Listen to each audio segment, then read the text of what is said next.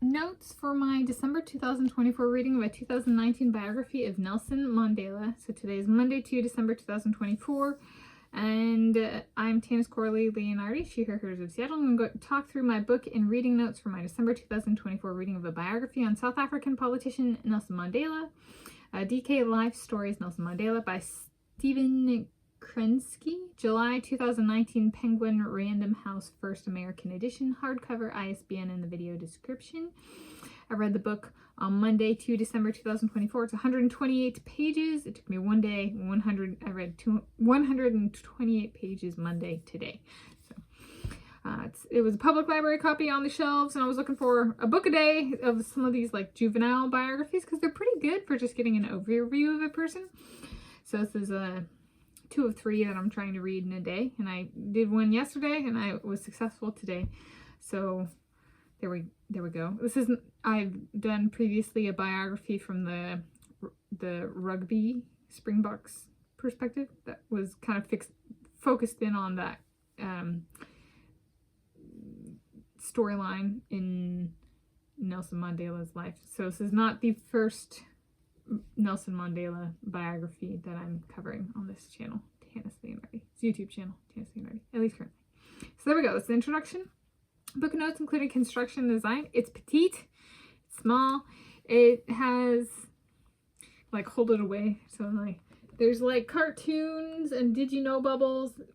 It's larger font with like 1.25 spacing. So there's cartoons. There's like little informational boxes. The start of the chapters are kind of colorful. There's pictures as well with captions. I'm trying to hold it away so like it doesn't, I'm not trying to take the things. And yeah, so and there's a lot of color. It's not black and white or grayscale. And towards the back of the book, there's a family tree, including his parents, him, and he had 3 different wives, and then his children. And then there's a timeline and a quiz for, do you remember what you read? And then kind of a glossary and a people's glossary and an index. And then there's, at the very back, the answers to the quiz.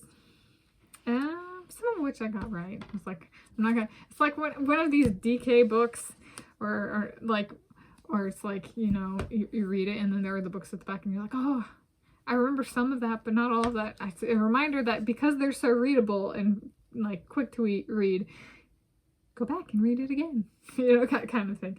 So through page 128 took me about 1.5 hours. I did time it, so this was about a 90-minute read for 128 pages.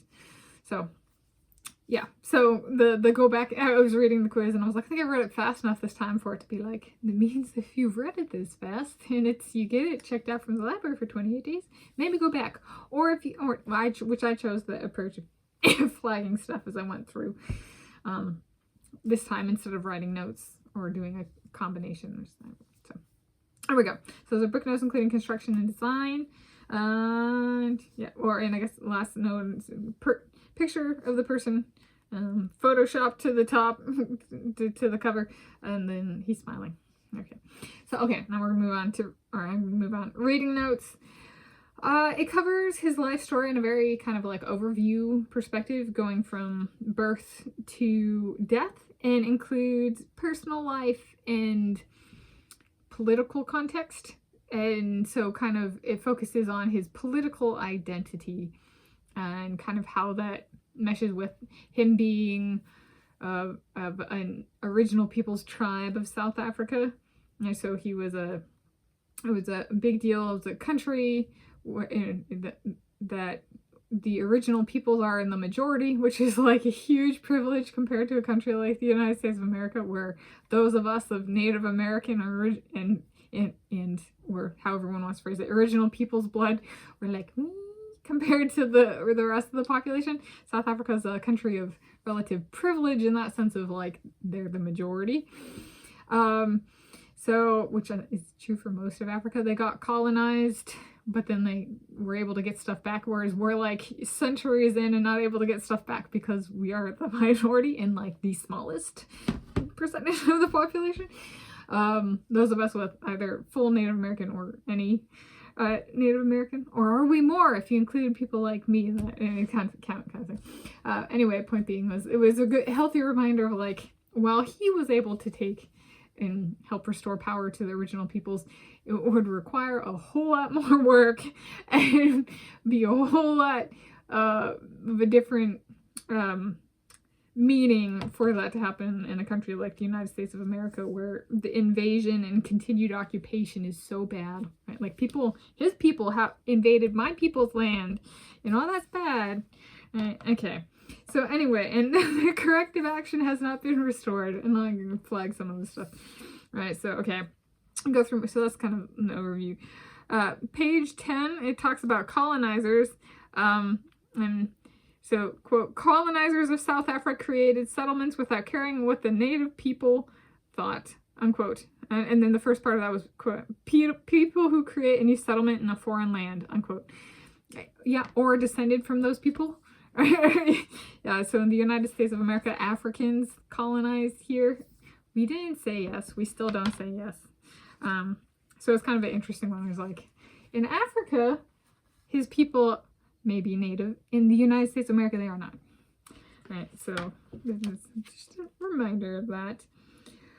On page 15, the person equates growing one's own food with self-sufficiency, and was like, isn't like the biggest problem in the world this day water? How is it? Right. And self-sufficiency, then what would be having one's own well, which is very rare in this world, at least in the United States of America, in like urban areas. So it's like, I forget that like water is a necessity for life. Okay. Page 18, it talks about how students had to take an English name, and it like really slams Britain over that. And I was like, I went to school in the United States of America, and I was forced to take Spanish name in Spanish class. It's not a problem unique to people who are not white. Sorry. As racist as this author wants to be. Wake up. All right, page 51. This is actually something that so John McCain is the only human in history to be a Democrat or Republican nominee for President of the United States of America of Native American ancestry. The rest have been invasive or / descended from invasives. All right, so just John McCain. That's it. Republican. No Democrats have served in a president or vice president role, male nor female, that have been of Native American ancestry. Okay. But in the John McCain autobiography I covered previously, the 2003 one with the book and reading notes, it says in the kind of like acknowledgements / thank yous, he asked to step away from his family to write the book. And Nelson Mandela got comment, page 51, is like the family's noting his absence because he's gone for work in his career. And they were both prisoners. John McCain was a prisoner of war. Went to prison after his plane was shot down, and he was abducted. And then page 57, Nelson Mandela, went to prison for sabotage actions, which he said, yes, I did do. Right, he's like, I don't agree with this regime. I am going to sabotage it. I take responsibility for that. So then he got a 5-year sentence, and then they were like, let's tack on more sabotage charges. Which is like, it's good for Nelson Mandela, right? For being like, like when that time came, not being like a coward and being like, I didn't do it. And he's like, no, I don't agree with this, right? I did sabotage. So the final amount of time he served was 27 years, because there was the initial set of charges, which was 5 years, and then there were additional charges that came out at 27 years. And it was a life sentence, which I think in the United States of America can be 25 or more years. So he was actually approximately on time for even the American system. It's like, there you go. And we have on page 86, it talks about how once he was elected president of South Africa, they implemented a new constitution. It was like, in the United States of America, for that to happen, would require a Native American president, original people's president, for that to be the same thing in the United States of America, which we have not had. So it was kind of an interesting one. I was like, and the Constitution was to keep power in the hands of the majority, and I was like, and again, South Africa is privileged because we are not the majority in this country. Even me, Euro Native American me, part Native American, I was like reading this and I was like, so wait, the solution he came up with isn't even viable in the United States of America. All right, we could implement a new constitution, but then it would be like, y'all need to leave, including you Africans, because you ain't Native American. Right? African, just African. Right, so there could be Afro Native American, like I'm a Euro Native American, but the just African is something. That's not Native American. All right, and then what was it?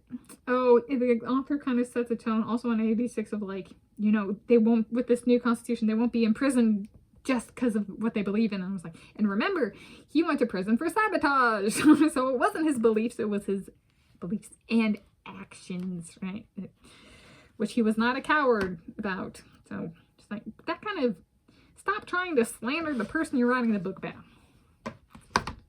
That's kind of how I felt about that. Okay, page 88.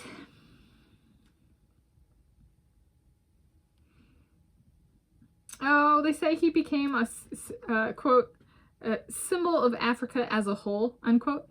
That's racist. Kelia Nimor was the first woman to win a gold medal in gymnastics at the Olympic Games this year, 2024. She's Algerian, and Northern Africans do not look like this guy, skin tone-wise. That's racist. It represents part of Africa, but the entire continent of Africa is actually diverse, and there's more than one skin tone. There we go. All right, page 93.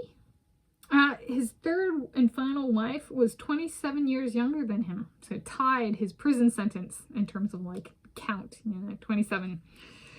And she was from Mozambique, and it points out, I was like, this is a good one. This is recent. I didn't realize Portugal was such a recent colonizer. Portugal, as of in 1975, that recent, Mozambique became independent of Portugal. Portugal was the country that colonized, or at least was most recent colonizer before Mozambique declared independence. I was like, I didn't realize the Portuguese were that bad. Is that why they get so many subscribers and followers online? Is because people are stuck in colonizer mode, support Portugal and the colonization of Africa? That's screwed up. All right. So in conclusion, it marked full book number 69 for me for the 2024 year. I'll give it 5 stars. The author was a bit temperamental, right?